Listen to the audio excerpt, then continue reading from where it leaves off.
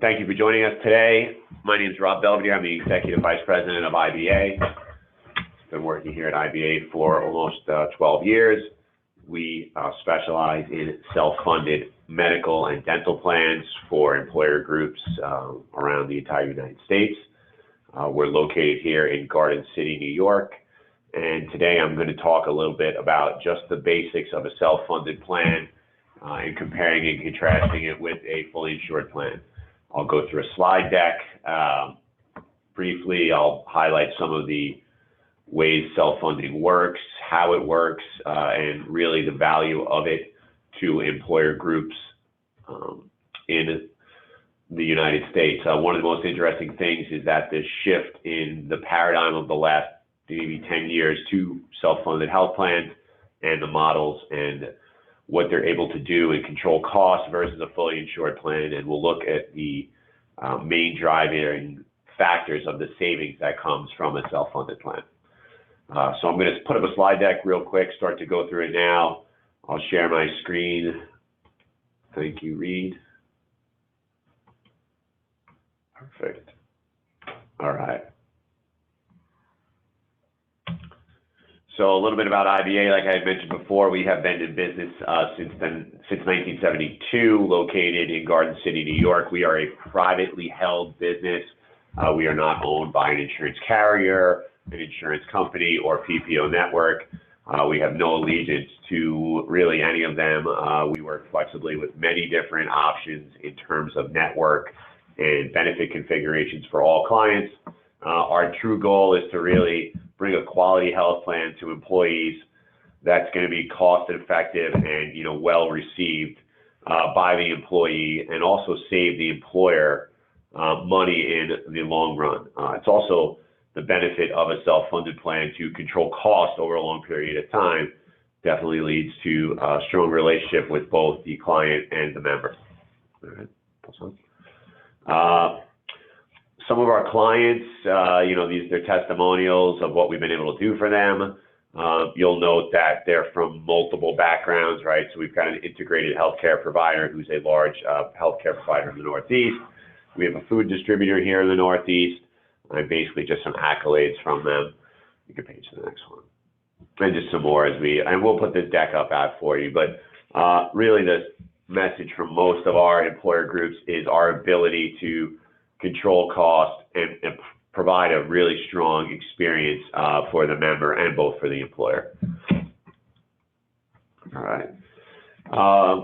So this kind of cuts right to the chase of why, on a really just hard dollars and cents reason that any employer would consider moving from a fully insured plan to a self-funded plan. So we track all of the groups that we bring out of the fully insured marketplace into a self-funded plan, and we contrast what they paid during that time period then versus what they paid going into a self-funded plan. So right here, this is one of my clients that we've tracked now for about 8 years. They saved 18% from where they were fully insured, which is generally about the benchmark. It's anywhere between 15 to 25%. So, and this just shows over time and how compounding versus the fully insured premium that a group has to pay and what they ended up paying with IBA, the difference of what that's been year over year. So, over a 3-year period of time, this client saved over $1 million by moving to a self-funded plan. And we did it, really by avoiding the cost of a fully insured plan. We avoid the reserves, taxes, retention, and all of the other overhead costs of a fully insured plan. We've also obviously, done some things for the client's benefits and helped them receive rebates, and we'll talk a little bit more about that in a while. All right. So just a quick intro to self-funding. Everyone knows what a fully insured carrier plan is. You pay a premium up front. That premium really covers all potential claim costs, insurance, company overhead, commissions, reserves, risk, insurance, and taxes. So you are basically having the insurance carrier predetermine what your experience is going to be for the next 12 months, and you agree to pay for that experience and all of those other items. All right. seems relatively backwards to most people when you think about the other things you purchase as a business, right? There's not many things that a business pays for up front, not knowing what they're going to use in that year, all right? So to a business owner, self-funding makes sense from that aspect alone, right? Why would I go and buy something for future use that I don't know what I'm going to use of it? I wouldn't buy 1,000 reams of paper if I'm only going to use 800. It doesn't make sense. So most employers realize that by moving to a self-funded healthcare plan, not only can they customize the plan itself to their members, but they can also decide what goals they want to achieve financially with that plan and then accrue some significant cost savings in the long run. All right. In a self-funded plan, the employer now assumes the risk for the responsibility of providing health benefits to its employees, and they maintain the money that they were going to pay for the fully insured premium. They keep that money and pay out those assets now for claims. All right. This all translates into the ability for the employer to reduce and remove the insurance company overhead, charges, commissions, profit margins, and premium taxes. So now they become the driver and it's somewhat in control of healthcare, where they are not giving up that fully insured premium to an insurer. All right. Like I had touched on earlier, self-funded plan, the employer assumes partial responsibility of the claims, right? The claims are processed by a third-party administrator, i.e. IBA. All right. IBA then also provides the customer service. We do all of the plan eligibility, accounting, and plan management for the client. We, in essence, become what the insurance company was in the fully insured model. However, we do not take any of the risk. Okay. The risk is then separated. And that's important to realize, because by pulling out the risk, you now have a much broader and larger marketplace for the client financially. There's not many options when you're fully insured, right? When you're fully insured, your financial picture is wrapped up with the carrier. You cannot ask for different configurations or really change very much with that. That's different with a self-funded plan. We're able to take out the insurance component, and that is the marketable piece that we bring out to stop-loss markets, okay? As I said before, self-funding, the cost is usually 15 to 20 to 25% less than a fully insured plan, because now the employer is directly funding the healthcare cost. We purchase stop-loss insurance to protect the self-funded health plan from high claims exposure. And this coverage really provides both a ceiling for each individual member and for the group in total, all right? So there's two types of stop-loss coverage we're going to talk about. And the coverage basically advances to the employer any large claim dollars. So you go over X amount in claims, the stop-loss carrier steps in, all right? So that's, there's two different types of stop-loss insurance. We have a specific and aggregate insurance, and I'm going to talk to you a little bit about those now. All right. So when you purchase stop-loss insurance to protect the plan, you're going to work generally with an underwriter at a stop-loss carrier, as well as the TPA somewhat, because you're going to want to develop two types of coverage. The first is specific stop-loss insurance. This is known as the spec insurance you hear people say, or individual stop-loss insurance. All right, this covers every individual plan, every individual enrolled in the health plan up to a certain dollar limit that you choose. And that's an important thing to note. When you say that it's something that you choose, it's really something the client chooses, right? So we go out to clients and we show them different scenarios or different deductibles they could have. $50,000, $60,000, $100,000. And what that does is that empowers the employer or your client to make a decision about the financial dollars they're going to spend within their health plan. All right, that's something that's lost when you are fully insured. So it allows the client to tailor the risk somewhat to their own individual risk tolerance. All right, I could have for example, here at IBA, I have a group that's 100 lives. I might have one employer that has a $50,000 deductible, and then I might have another employer that has a $75,000 deductible, and their demographics might look similar. It's just they have different risk tolerances. All right. Aggregate stop loss. This is something that a stop loss carrier will determine based on the claims and the experience of the population. All right. So an underwriter looks at the claim data and the population data. They know about a specific client. They come to what they expect the claims to be for that client in that time frame that they are purchasing for the stop loss insurance, and they build a corridor on top of that. And this just simply protects the employer from going over a certain budgeted dollar amount in a time period. So your aggregate stop loss really protects against the total claims paid exceeding a predetermined dollar limit. So we might underwrite a client and say, okay, your maximum claims is $800,000, assuming you have this many employees on your plan for the next 12 months. If you exceed that aggregate in a given year, you have a aggregate stop loss claim. It's important to note that with the two types of protection, specific stop loss claims do happen. They are will happen in a client's tenure when they are self-funded. However, it's good to note that aggregate stop loss claims have less than a 0.5% chance of occurring. It is typically a much smaller premium than the specific stop loss because it is actuarially calculated typically not to happen. Right? There's different types of stop loss contracts that a client can purchase. Okay, this goes back to the flexibility of self-funding. Right, self-funding is a flexible financial product, and it also has a flexible benefit component to it.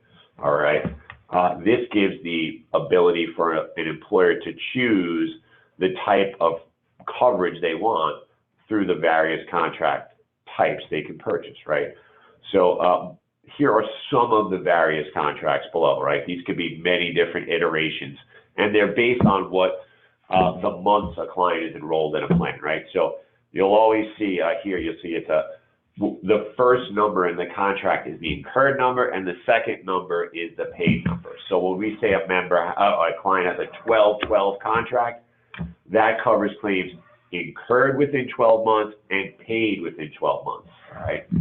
And the reason that you might have a different time period is due to claim lag, all right? Claim lag is, as you know, if a claim is incurred today, that claim most likely doesn't make it to our TPA for about 30 days for us to pay, right? So that claim is paid 45 or 60 days out, all right? That needs to be taken into account when you're self-funded, all right? Lag time here at a TPA is much less than a carrier. Our lag time at IBA is about 9%. The carrier lag time is about 19%. Reason being is we're much smaller and quicker, and when claims come in, we're able to process them quickly. They do not sit here, all right? However, it's important that you note when you come to a client of the different contracts that they can purchase, right? You have an option your first year to purchase either a 12-12 or a 12-15 or 12-18, right? If I purchase a 12-12, that is what we would consider an immature contract, covers claims incurred within 12 months and paid within 12 months. All right, we know that in 12 months, I am going to incur claims that are going to be paid in months 13, 14, and 15, right? So I have a choice my first year.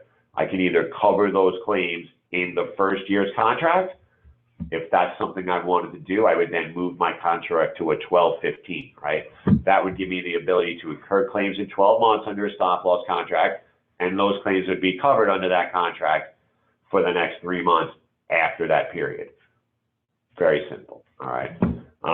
And then vice versa, if you bought a 12-12 contract the first year, you would then need to buy a 15-12 or an 18-12 contract in year 2 to correctly protect yourself and cover the run-in claims from the prior year, all right? And then we talk about a paid contract. That is the richest contract that basically covers any claim paid in that contract period, regardless of the date it was incurred. There's also some riders you can add to a self-funded plan, and these simply help the client budget. The first one is terminal liability option. That gives the client the ability to leave a self-funded plan if they have a non-run-out contract, i.e. a 24-12 or 12-12. And what that does is it simply extends the contract for 3 months after they leave. Generally, they need to go back to a fully insured plan to activate the terminal liability. Specific advance goes on every client's contract. That just simply says, Mr. Employer, when an individual hits their deductible, i.e., let's say $50,000, you, Mr. Employer, are done funding claims. At that point, the stop loss carrier steps in and funds all claims from $50,000 to an unlimited maximum. Okay. And then the last option is aggregate accommodation. This is a budgeting tool that employers can use. It basically helps employers budget when there are fluctuations in claims. It builds in a monthly cap on what they could pay in dollars for their claims. So this brings us to why. Why do we go self-funded? What are the advantages to a self-funded plan? It obviously, you can see it's very transparent. It allows for flexibility. It is not a one-size-fits-all one-dimensional type of product. The flexibility of a self-funded plan allows you to tailor the benefits to the employee's specific needs, and it also allows the employer to tailor the financial aspect to their specific needs. Okay. Really, the big thing here is it's a long-term strategy. You take control of your plan. It's not like a fully insured plan. Because of the self-funded plan, you are going to be able to control cost with a TPA through effective plan and disease management. That's what we do. So we come into a client, we say, hey, listen, this is what we know about your population based on the claims that have happened in the last 12 months or as they are emerging, all right? And that allows us to intercede with potential ways to reduce those claims in the future. And we have many ways to do so at a TPA. We have solutions for high-cost pharmacy dollars that we might see being spent. We have a solution for high-cost inpatient. And then on the other side, we take those members and we make sure that they're attended to. Unlike when you're with a large carrier, we then become concerned about those members and we try to contact them and put them into case management and control their costs. All right, we're definitely more proactive than the fully insured carrier because we know that our clients are funding these claims. So we want to make sure that we're doing everything we can to control cost. All right. There's a huge tax savings with the self-funded plan. If you look at the components of a self-funded plan versus a fully insured plan, in a self-funded plan, you are only liable to pay taxes on what is actually insurance, and that is your stop-loss premium. And that's usually about 15 to 20% of your overall cost, right? Conversely, on a fully insured plan, you are taxed on the total cost of all your premiums paid. So there's a big difference there in the tax savings that you have over time with a self-funded plan. And then really the big cost savings is over the past 10 plus years, clients average 10 to 15% savings over a fully insured plan. So when you really compound that over time, it can become quite dramatic. Fully insured premiums have more than outpaced self-insured plan costs by almost 30%. So making self-funding an option is something that people cannot ignore at this point. And as you know, it's become a desired product in all marketplaces. Really quick here, we're looking at the different components of fully insured plans versus a self-funded plan and where the claims and dollars go and where the savings come from, all right? So the first four items exist in both the fully insured model and the self-insured model, okay? The next one is a big area where we save money, okay? If you said to me, Rob, why do I do this? Where are the areas we save money in a self-funded plan versus fully insured? Well, here they are, okay? In a self-funded plan or a self-insured plan, there is no need to pay reserves, right? I do not need to fund more than what I am going to spend in claims and give it to a carrier to hold on to for a 12-month period, all right? There is a pooling charge to a fully insured carrier. There is not in a self-insured environment. We pay a stop-loss premium, which is flexible and malleable to our client's risk tolerance. Premium taxes. Well, the difference there is in a fully insured world, we pay a premium tax on the entire premium. In a self-funded plan, we only pay it on the stop-loss premium, all right? This is the big one. Insurance company overhead and profit. Obviously, with a self-funded plan, you pay a set premium dollar for us to administer claims here at IBA, all right? In that premium dollar, it's usually locked for 2 years, so our administrative fee might be locked for 24 months. We do not change it. Unlike an insurance company functions by charging a client a percentage of their claims as their basically fee to process them and to make their profit and overhead margins, all right? So they might take, let's say, 18% of the claims they think you're going to incur in the future. So they're saying to you, hey, Mr. Client, we think you're going to have a trend situation of 13%. You're going to need to put this much money away for reserves. And of that dollars, let's say it's $1 million, we're going to take 18% to manage your claims. With the self-funded plan, we do not take a percentage of the claims. We lock in at a fixed per employee per month premium. That's it. All right. So it's much, much different in that aspect. And then stop loss premiums, right? Flexible with the TPA. Based on your risk tolerance, we can purchase stop loss that will provide coverage above and beyond a fully insured plan, and it'll also be tailored to your risk tolerance. All right. People ask me, what are some of the advantages over a fully insured plan with a TPA administered plan, right?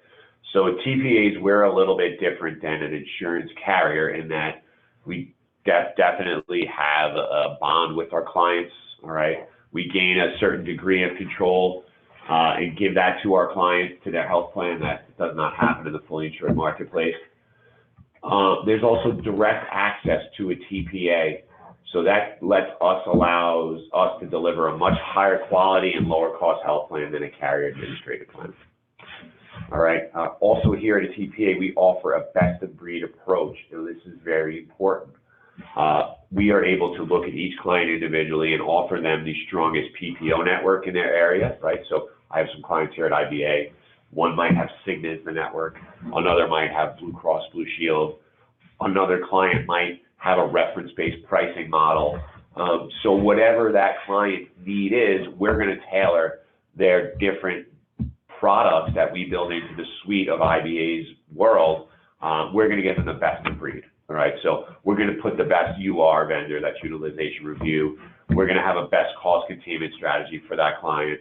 We might do something pharmacy related for a client to control specialty costs. And that really gives us kind of like a velvet glove approach of managing large and difficult claims. And it lets us, review stop loss and protect the plan from any unnecessary costs. All right, and just know as a TPA, there's always a greater emphasis on cost, claims, and containment, and we use multiple vendors to achieve those savings, right? And also much quicker turnaround time on claim payments, and it gives the employer the tools to quickly modify their plan. And just to kind of highlight, to kind of wrap everything up, major savings moving to a fully insured plan financially, generally 15 to 25%. Client has full control over how the claims are processed with the TPA. Client also controls the benefits and the final decision of what is in their summary plan document with the TPA. For example, we will review a client's document and often find things that maybe potentially they do not have to cover because they are state mandated and they now fall into a federally mandated program. Or maybe there's language in there that is not something the employer wants to cover. So, and we can talk a little bit more about that in detail. They can limit some of those things in their SPD. All right.